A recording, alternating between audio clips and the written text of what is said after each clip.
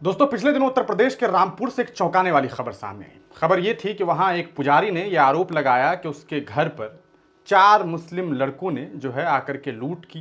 कहा जा सकता है कि उसके ऊपर डकैती और चोरी के आरोप लगाए गए। इसके अलावा और कई आरोपों के तहत उसके ऊपर कानूनी कार्रवाई की बात की गई। प्रशासन ने उस पूरे मामले में कानूनी कार्रवाई भी की। आपको बता दें, इस पूरे मामले में उस इंसान जिसने ये आरोप लगाया था, जो पुजारी है अशोक कुमार, उसकी बेटी है अंशिका। उसने इस पूरे मामले में इतना बड़ा खुलासा किया है जिसे सुनने के बाद आपके होश उड़ जाएंगे। असल में अंशिका भाटिया ने एक वीडियो बना करके जो बातें बताई है, उससे अब यह साफ हो गया है कि वो 4 मुस्लिम लड़के पूरी तरीके से बेकसूर हैं और उस लड़की के पिता के द्वारा उन्हें जबरदस्ती फंसाया जा रहा है। और इस पूरे मामले में असली विलेन जो है वो इसका बाप है, जो पेशे से पुजारी है। हम आगे कोई बात करें इस पूरे मामले पर, उससे पहले हम चाहेंगे कि अशोक कुमार जो अंशिका के पिता हैं, उन पर क्या कुछ आरोप अंशिका ने लगाई है, आप इस वीडियो को देखिए। मैं अंशिका अशोक कुमार भाटिया की लड़की बात कर रही हूँ, मंदिर के पुजारी जिनके घर पे चोरी और डकैती का इल्ज़ाम लगाया गया है। 4 मुसलमानों पे हारिस, दानिश, शारिक और इमरोज़, चारों पे झूठे आरोप लगाए गए हैं चोरी के। मैं उनकी लड़की बात कर रही हूँ।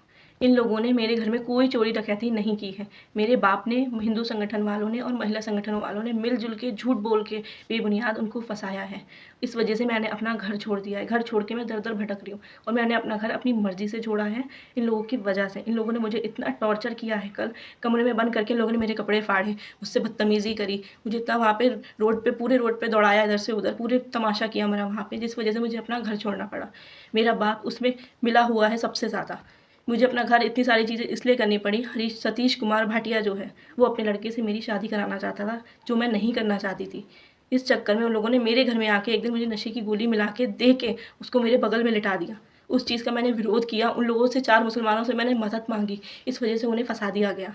मेरे ऊपर इतना ज़्यादा टॉर्चर किया जा रहा था। मेरा सगा बाप नहीं है वो, मुझे गोद लिया था उन्होंने कि, और खुद उसने मेरी इज़्ज़त लूटने को बोला है। मेरे खुद का बाप अशोक कुमार भाटिया, जो अपने आप को मेरा बाप कहता है, वो मेरा सौतेला बाप है, मेरा बाप नहीं है। मुझे गोद लेके आया था। मेरी माँ के मरने के बाद से उसने मुझे इतना टॉर्चर किया और इन सबसे लड़कों से मुझे टॉर्चर करवा रहा है। सबसे पहले प्रतीक हो गए, जितने भी संगठन वाले आए थे, प्रतीक, जितने भी सारे थे, सबसे मेन प्रतीक था। कल उसने मेरे साथ बहुत बदतमीज़ी करी है कमरे में बंद करके, और जितने आदमी थे एक एक करके बार बार अंदर आ रहे थे और बदतमीज़ी करके मेरे साथ जा रहे थे।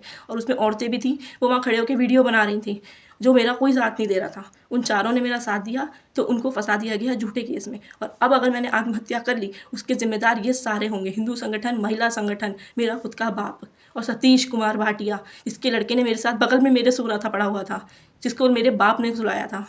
अगर मुझे कुछ होता है उसकी जिम्मेदारी कौन लेगा? मैंने एसपी साहब को इस चीज़ की कॉल किया। उन्होंने मुझसे कहा तुम मुझे धमकी दे रही हो, मैं कुछ नहीं कर पाऊँगा ऐसा। अगर मेरे साथ कुछ भी हुआ अलग गलत सलत, तो उसके ज़िम्मेदार ये सब होंगे। और अगर इस पे नहीं लिया गया कोई एक्शन, तो मैं अपनी आत्महत्या कर लूँगी। मैं मिट्टी का तेल डाल के अपने आप को आग लगा लूँगी। और मैंने अपना घर अपनी मर्ज़ी से छोड़ा है, किसी के कहने पे नहीं छोड़ा है। और उस मुस्लिम फैमिली की किसी भी चीज़ में कोई गलती नहीं है।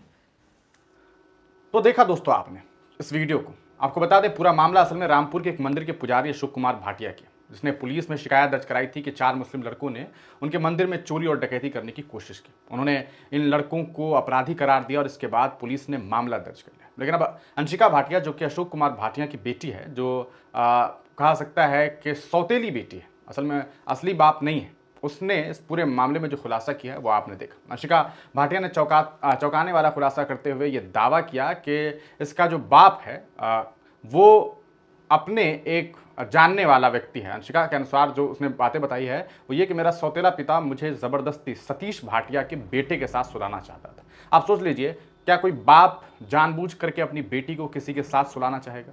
और उसमें समझ लीजिए कि कहीं ना कहीं बलात्कार की योजना की तरह इसे आप समझ सकते हैं। एक पर्सपेक्टिव इस पर यह भी बनेगा, अगर जो बयान है उसके आधार पर तो यही कहा जा सकता है। आप बाकी फैसला करेंगे, हम इस वीडियो को देखने के बाद ही ये राय बना पा रहे हैं। आपको क्या लग रहा है? आपको बता दें, इस पूरे मामले में उसने अपने पिता पर आरोप लगाया कि 4 मुस्लिम लड़कों को झूठे आरोप में फंसाया गया। अंशिका अपने इस मामले में बयान कहा सकता है, जो पिता ने बयान दिया से पूरी तरीके से पलट करके उसने 4 मुस्लिम लड़कों को जानबूझकर फंसाने की बात कही। अब तक इस पूरे मामले में जो पुलिस की कार्रवाई की बातें हुई है, इस सनसनीखेज खुलासे के बाद पुलिस भी मामले को अब नए सिरे से जो है वो जांच कर रहे हैं। लड़की ने एसपी साहब से बातचीत भी की है, उसके भी ऑडियो सोशल मीडिया पर वायरल है, जिसमें उसने ये कहा है कि अगर मुझे इंसाफ नहीं मिला तो मैं खुदकुशी कर लूंगी, मैं जान दे दूंगी अपनी।